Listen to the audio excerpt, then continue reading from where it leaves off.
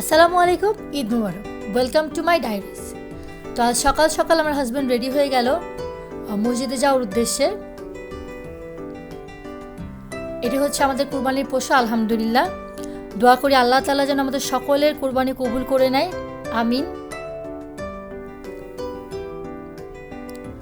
সকাল সকাল উঠেই আমি আমার ঘরটাকে গুছিয়ে নিলাম এবং নিজেও রেডি হয়ে নিলাম, কারণ আমার হাজব্যান্ড ও আমার শ্বশুর মসজিদ থেকে এসে আমাদের কোরবানির পশুটি কোরবানি দেবে এবং তখন থেকে আমাদের সারাদিনের ব্যস্ততা শুরু হয়ে যাবে।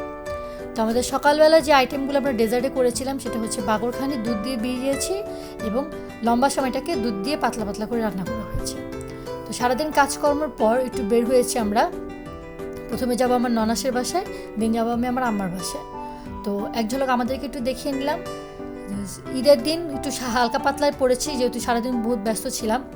তো আমার ননাসের বাসায় উনি অনেক ডেজার্টের আইটেম করেছিল, স্ন্যাক্সের আইটেম রেখেছিল, মিষ্টি, পুডিং, নুডলস, এই আইটেমগুলো রেখেছিল এবং খুবই খেতে মজা লেগেছে।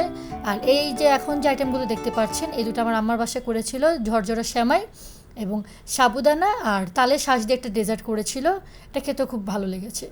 আর রাতের আইটেমে ছিল গরুর মাংস। স্বাভাবিক গরুর মাংস তো আজকে থাকবেই, তো সাদা করে লাল করে দরুনভাবে রান্না করা হয়েছে, মুরগি এবং খিচুড়ি। তো আমরা এখন ডিনারটা সেরে নেব, চটজলদি ডিনার সেরে নিচ্ছি। তো আমিও দেখিয়ে দিচ্ছি আমি কী খাচ্ছি। আমি স্বাভাবিকভাবেই আমি কোরবানির দিন মাংস খাই না, আমার কাছে একটা স্মেল লাগে, দ্যাটস ওয়াই আমি খাই না, আমি মুরগি দিয়েই খাচ্ছি। তো অলরেডি আমাদের বিদায়ের সময় চলে এসেছে।